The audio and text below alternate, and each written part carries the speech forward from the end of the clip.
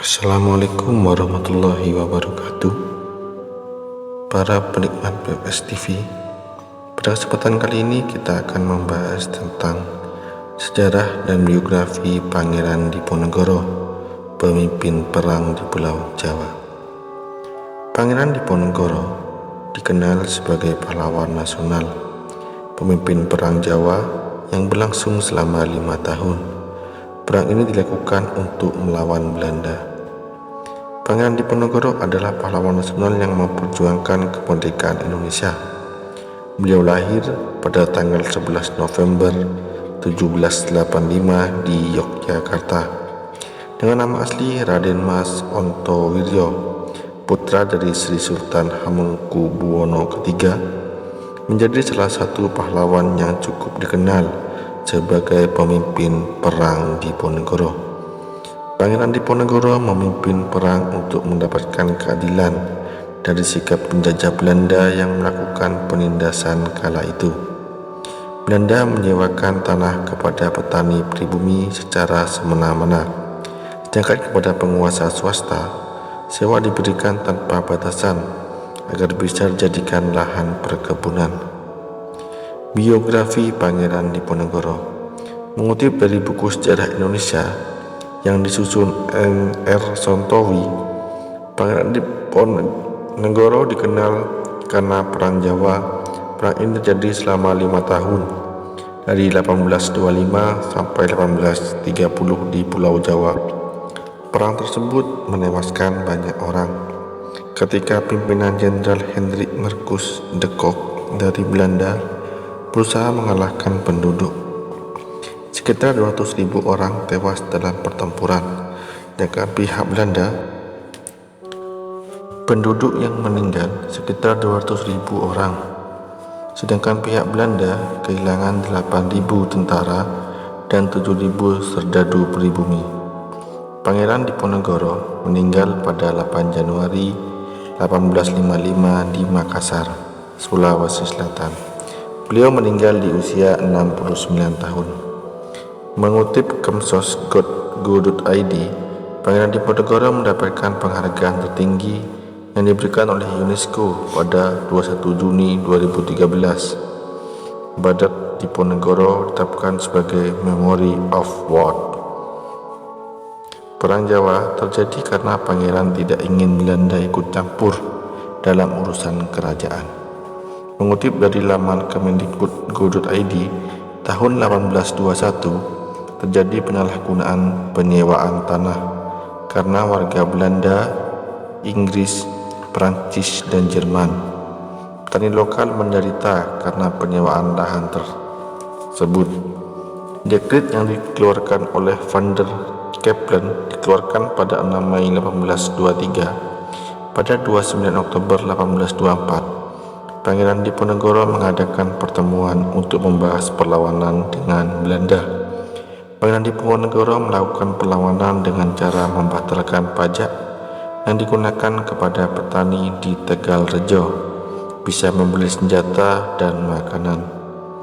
Alasan lain perlawanan terhadap Belanda yakni ketika Patih Danureja atas perintah Belanda memasang tonggak dan membuat rel kereta api melewati makam para leluhur. Peristiwa tersebut terjadi di Mei 1825, di mana Hendrik Smitside yang merupakan Presiden Yogyakarta ditunjuk oleh Gubernur Jenderal memutuskan memperbaiki jalan kecil di Yogyakarta. Proses pembangunan dilakukan dari Yogyakarta ke Magelang. Patok-patok dipasang melintasi makam leluhur Pangeran Diponegoro. Sementara itu, Patih Danureja tidak memberitahu pada pangeran tentang patok itu. Patok-patok tersebut kemudian diganti menjadi tombak untuk pernyataan perang. Perlawanan Pangeran Diponegoro, 5 tahun Perang Tegalrejo. Sebelum perang dimulai pada 20 Juli 1825, pihak istana mengutus 2 bupati untuk memimpin pasukan Jawa Belanda. 2 bupati tersebut diminta menangkap Pangeran Diponegoro dan mengkubumi di Tegalrejo. Kediaman Pangeran Diponegoro dirusak dan terbakar, namun keluarga dan pasukan bergerak ke arah barat untuk menyelamatkan diri. Mereka sampai di desa Dekso, Kabupaten Kulon Progo, sampai kemudian berjalan diteruskan ke arah selatan. Pangeran Diponegoro kemudian pindah ke daerah perbukitan Selarong. Beliau menjadikan Gua Selarong sebagai markas besar. Gua Selarong berada 5 km dari arah barat kota Bantul. Pangeran Diponegoro juga menempati Gua Kakung yang berada di sebelah barat dan digunakan sebagai tempat pertapaan. Perang di Tegalrejo berlangsung selama 5 tahun. Pangeran Diponegoro bersama petani dan golongan priai menyumbangkan uang dan barang-barang untuk dana perang. Sebanyak 15 sampai 19 pangeran bergabung dengan Diponegoro di peperangan. Mereka memakai semboyan Sadumuk Batu Sanyari Bumi Ditoi Tekan Pati, yang artinya sejari kepala sejengkal, tanah dibelah sampai mati. Perang Tegalrejo juga menjadi perang jihad melawan Belanda. Pangeran Diponegoro merupakan sosok religius yang dikeluarkan dari istana karena Belanda. Letnan Jean Nicolas de Thierry menggambarkan penampilan Pangeran Diponegoro. Beliau memakai serban berwarna putih dan busana gaya Arab. Pertempuran semakin sengit ketika suatu wilayah dikuasai Belanda di siang hari. Kemudian ketika malam hari wilayahnya tersebut direbut kembali oleh pribumi. Peperangan besar oleh rakyat pribumi dilakukan ketika musim hujan. Para senopati bekerja sama dengan alam sebagai senjata tak terkalahkan. Ketika musim hujan, gubernur Belanda melakukan usaha seperti gencatan senjata dan berundingan. Hujan deras di daerah tropis menyebabkan pasukan Belanda terhambat. Pasukan ini terkena malaria, disentri, dan penyakit menyebabkan kondisi fisik melemah. Belanda akhirnya menyebarkan provokasi dan mata-mata yang berada di desa dan kota. Provokator ini untuk menghasut dan memecah belah anggota keluarga pangeran dan pasukan. Tetapi pejuang pribumi tetap melakukan perlawanan terhadap Belanda. Pangeran Diponegoro tertangkap. Tahun 1827, Belanda menggunakan sistem benteng untuk menyerang Pangeran Diponegoro. Kemudian tahun 1829, Kiai Mojo, pemimpin spiritual dan pembantu pemberontakan, ditangkap oleh Belanda. Belanda juga melakukan perang saudara antara pihak keraton. Hal ini membuat beberapa orang berpihak pada Diponegoro dan ada yang melawan.